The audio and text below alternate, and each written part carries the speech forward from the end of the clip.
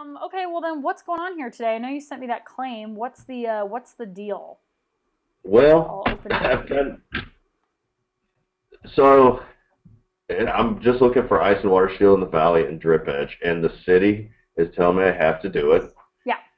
But they're pulling the whole "it's not enforceable" thing because I don't have a permit, and the city says they will not have us pull a permit because they will not do an Uh-huh. inspection because there's no way in hell they're getting on a roof.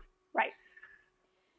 Okay. And American Family, I just talked to the adjuster today for the first time verbally. I've just submitted all the documentation that he's asked for. So in an email, he told me to send me the code documentation. Now send me the manufacturer's install instructions. Okay, now send me a signed agreement between you and the customer. Okay, now I need the code on city letterhead stating that they require it with the codes attached. So then I sent that. So that O'Fallon, City of O'Fallon email or letter is what I sent him, and the response I got was the email that I forwarded you. Okay. So first thing is, Basically saying I'm not going to do it just because. so okay, I worked in St. Louis for a couple of years, so I know all about this. We were in the exact same market as far as like, well, they'll like call the city literally and ask if they enforce it, and if they say they don't enforce it, then they'll try to not pay for it. So honestly, there's really two things that you can do here. One of them is to get other items, like just accept that they're not going to pay it and just try to get other stuff like the generator, the O showers, the anything that you can, general cleanup, all that type, kind of like the fill in. Like, okay, we're not going to get this, so instead we'll go for these items. Try something like that. Or I would almost recommend, with as much conversation as you've had with this guy who's asked you to send all these things, turn this into a deal for the homeowner to deal with. And I don't mean make Yeah, them deal with it, but what I do mean is use one of the letters that I have in the program under playing the insurance commissioner card. Use one of yeah, those. There's another lesson called homeowner involvement. I think that's in adjuster negotiations. But go in there, use one of those letters, and literally just write out, like, here is what you have asked me for in order to approve it, and I've supplied you all of this, attached is all of this. You know, you're basically saying that, like, you want to make it the homeowner's beef in the letter. So they're just going to send it, but you're going to write it for them. So at this point, you're like, so you guys are telling me that the city in which I live is telling me that I must follow the International Residential Building Code, which clearly states that I need to use this item, this material, this material. And you're refusing to indemnify me for these items based on whether or not they are going to do a permit or an inspection on my roof because it's not enforceable. Like, that does not seem like indemnification in good faith to me. Provide in writing. So you want the homeowner to ask, basically demand in writing on the grounds on which they're denying the International Building Code coverage. So you want to right. make it the homeowner's beef because the homeowner is the one whose house they're doing, and they're saying, so you're telling me because this insurance, because the city isn't going to come out and do an inspection after my roof is done, that you're telling my contractor to do the roof wrong just because they won't get caught? Yeah, What, should I beat my child inside behind closed doors because as long as no one sees it, it's okay? Like, if I eat this donut, do the calories not matter if no one sees me eat it? Like, what are you saying? right. So you kind of want to get the homeowner fired up about it and use that letter and send it in, again, all in writing. You don't want to do anything over the phone. And I'd be very surprised if American Family wouldn't respond to your homeowner to pay for those items. I honestly would be surprised. Um, so try that. That's the thing, is like, American Family is tough on certain things. Overhead and profit on the roof, they can be very tough about.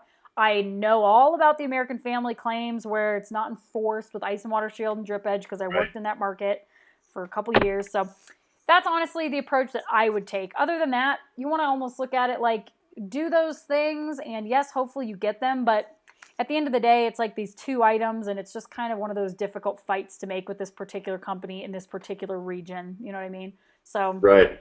I'm at the point where I'm like, I'm ready to just eat it, but then also part of me is like the principle of it. You know what I mean? right, like, you guys, are you kidding me? Yeah, so And not that's, only that, but this is a local.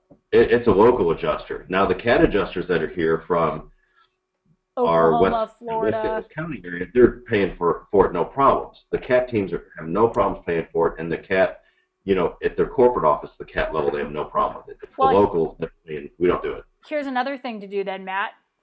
Dig up, I'm certain you have at least one. Dig up another American Family claim where they have paid for Drip Edge and they have paid for Ice and Water Shield, and use that as a comparison. Okay. And have your homeowner send that. Just FYI, when your homeowner is sending in a letter, include all the things that you've up until this point already included. Include the code, include the pictures, include the letters, include the copy, the other estimate that had those items on it. Bring those up. You want to just send in this bulletproof package that's like, you are literally committing a crime to say no to these when I've sent you this package. Like, you want it to be like that. Well, I even sent them the penalty in code for not following the code. Exactly. And so the homeowner, like in the letter, you could basically like, so who's supposed to incur this penalty? Are you saying that my contractor should be penalized for doing only the work that they're being paid for, the incorrect work, and not following the code? You're saying I should be penalized by enduring poor workmanship because you guys won't pay for these items that are code? You're saying who's going to pay for the citation? Who's going to redo the parts of the house when I get caught? Like, this is my house. Like, you want to bring up all those things. You make it about that. You make it about the coverage in the policy, but you don't make it about the coverage in the policy. The homeowner makes it about the coverage in the policy. Okay? Okay. So use one of those letters. There's several in there. There's a handful. Yeah, because I've hit all those points, but yeah, I've left the. Okay. Okay.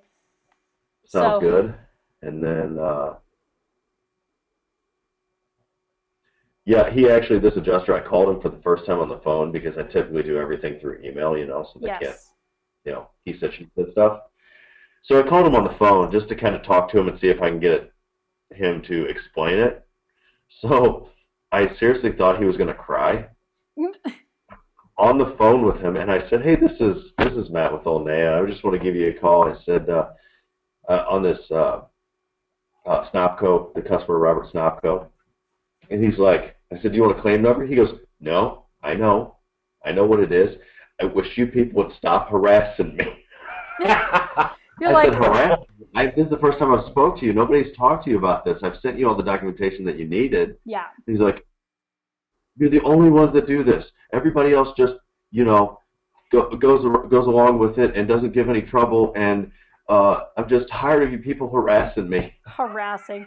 Well, we're tired of being underpaid for the work that we do, So, and that's the other thing, like when you have those conversations, Matt, just say things like, this conversation goes a long way. You can literally say this, Mr. Adjuster, listen, I know that you probably run into a lot of jackasses and contractors that are really demanding and yell at you, and they're demanding the sun, the moon, and the stars, and they're making all sorts of demands from you, and they're not very nice and whatever. They make your job very difficult. I get that. Listen, I know that you have a job to do and you've got superiors to answer to also, but I also have a job to do. And not only do I have superiors to answer to, I've got customers to answer to. I have codes I have to uphold that my reputation as a contractor relies on. So I understand that your hands are tied in some cases, and I know that you deal with a lot of difficult contractors, but I want you to know I'm not one of those contractors. Here's what we need, and here's why. I don't feel that I'm asking you for anything over the top or unnecessary. I provided all the necessary documentation. My homeowner understands exactly what we're asking for and why. This is what is necessary for this job to be done correctly. What can you do, or who can you direct me to get this claim where it needs to be so that our homeowner can be indemnified and the work can be completed? You lay it out like that, because what's somebody going to yell at you for when you say that? Nothing. And you're opening up the dialogue. You're differentiating yourself from maybe the, other assholes that they get to talk to on the phone, because you know that other contractors are not as nice as you guys probably are, right? Or as nice as most of us can be. They deal with a lot of headaches all day, and they're dealing with a lot of BS. So when you kind of differentiate yourself from those people, And you just show them like, listen, I'm not trying to rake you over the coals here, but we need to get this to where we can do this job properly. We're not going to compromise on that. You open up the dialogue for them to just kind of concede without feeling like they're losing the battle, right? Because they don't want to lose either.